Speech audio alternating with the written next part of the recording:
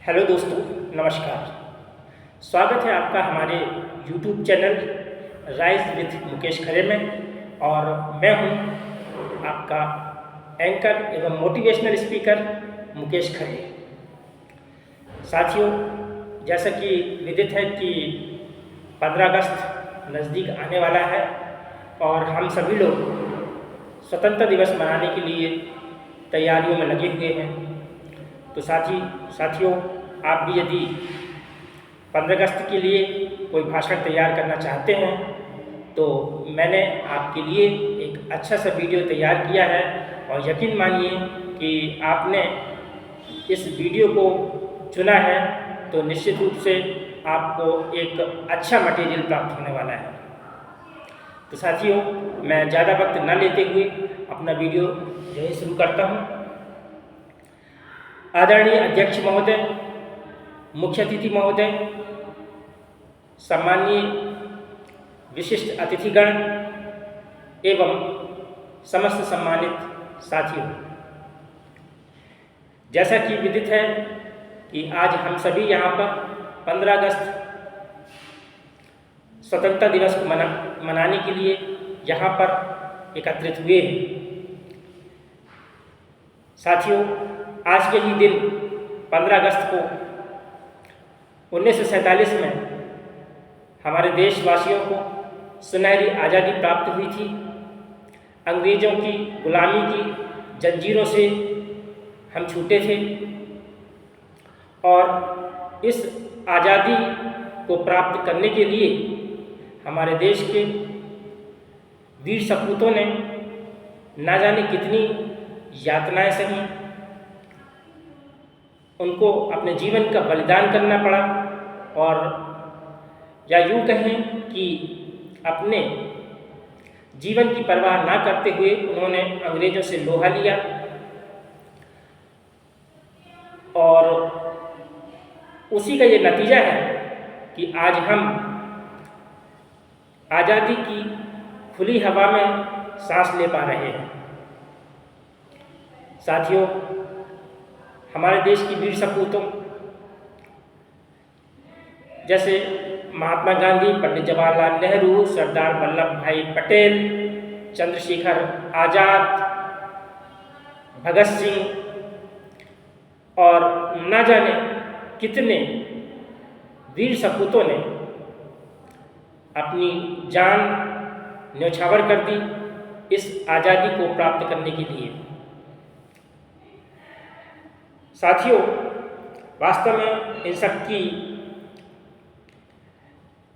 बलिदान और संघर्ष की कहानी हमारी स्वतंत्रता है।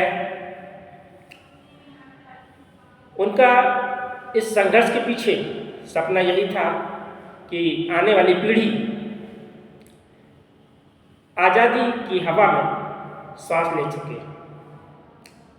आज हम 2025 में नए भारत की ओर बढ़ रहे हैं।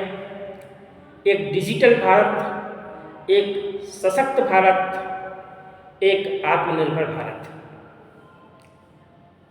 आज हम चांद पर पहुंच चुके हैं। खेलों में हम अपना परचम लहरा रहे हैं। आर्थिक दृष्टि से हम तेजी से आगे बढ़ रहे हैं। स्वास्थ्य और शिक्षा के क्षेत्र में हमने तेजी से प्रगति की है और हम यूँ कह सकते हैं कि हमारे देशवासियों ने अपने जीवन स्तर को ऊंचा उठाया है। साथियों, लेकिन अभी भी हमें बहुत कुछ करना बाकी है। हमारा लक्ष्य है भ्रष्टाचार और आतंकवाद मुक्त भारत, नक्सलवाद मुक्त भारत, एक ऐसा भारत जहां हर बच्चा स्कूल जाए, बेरोजगारी का जड़ से उन्मूलन हो, भ्रष्टाचार का उन्मूलन हो और हर नागरिक को न्याय मिले, सम्मान मिले और समानता का अधिकार मिले। साथियों, यदि हम भ्रष्टाचार की बात करें तो इसकी जड़ें बहुत गहरी जमी हुई हैं। आजकल लोगों का ये कहना है कि भ्रष्टाचार तो शिष्टाचार में है। कुछ कहते हैं कि दाल में नमक के बराबर तो कुछ होना ही चाहिए।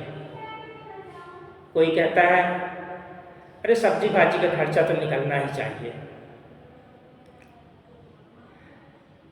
साथियों, वास्तव में देखा जाए तो इस प्रकार की दलीलें बिल्कुल भी उपयुक्त नहीं हैं और इसके प्रति हमें लोगों को जागरूक करना होगा।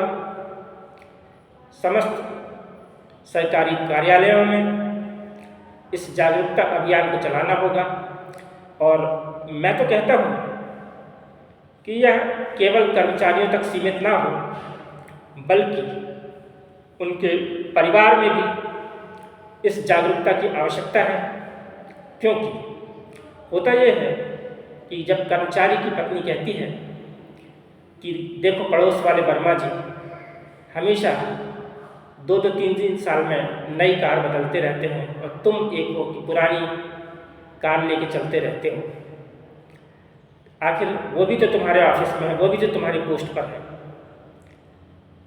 इसी प्रकार से नए नए साधनों की डिमांड होती है कि आज तिवारी जी ने पड़ोस में बर्तन धोने की मशीन खरीदी है, क्या हम लोग नहीं ले सकते हैं? बच्चा बोलेगा कि मोटरसाइकिल हमारे दोस्त लोग 2-2.5 लाख वाली खरीद रहे हैं और मैं 1 लाख वाली खरीद रहा हूँ, पापा हमको अच्छी मोटरसाइकिल खरीदवा दो। ये असंतोष की भावना, असंतोष की भावना निश्चित रूप से कार्मिकों में कुछ गलत कार्य करने और भ्रष्टाचार की ओर उन्मुख करती है। अतः निश्चित रूप से ये जागरूकता घर घर में फैलाने की आवश्यकता है। इसके अलावा आतंकवाद का मसला बहुत ज़बरदस्त मसला है। कुछ महीनों पूर्व जब पहलगाम में आतंकवाद का हमला हुआ था, 26 निहत्थे पर्यटकों पर आतंकवादियों ने धड़ाधड़ गोलियां चला दी। तब ऐसा लग रहा था मानो हम आतंकवाद से हार गए हैं, किंतु हमारी सरकार ने धैर्य और सूझबूझ कर परिचय देते हुए कुछ ही दिन बाद सेनाओं को डिसीजन लेने के लिए आदेशित किया और भारत की सेना ने पाकिस्तान के आतंकी अड्डों को नस्तनाबूद कर दिया। ये था ऑपरेशन सिंदूर।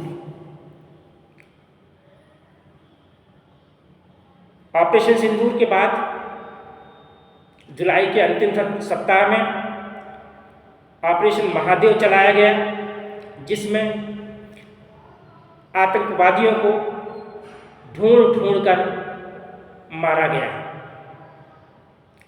साथियों, सेना की इस कार्यवाही से आज पूरा देश गर्व कर रहा है और देश की जनता अपने आप को सुरक्षित महसूस कर रही है। साथियों, आज का दिन हमें यह याद दिलाता है कि स्वतंत्रता हमें अत्यंत कठिनाई से मिली है।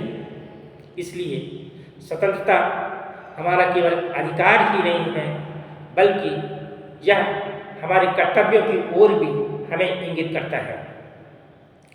आज के दिन हम संकल्प लेते हैं कि हम क्षेत्रीय आधार पर, धर्म के आधार पर, लैंगिक आधार पर कभी किसी से भेदभाव नहीं करेंगे। स्वच्छता, ईमानदारी और मेहनत को अपनाएंगे। अपने दायित्वों का निष्ठापूर्वक पालन करेंगे। इन्हीं संकल्पों के साथ मैं अपनी वाणी को विराम देता हूँ। जय हिंद, जय भारत।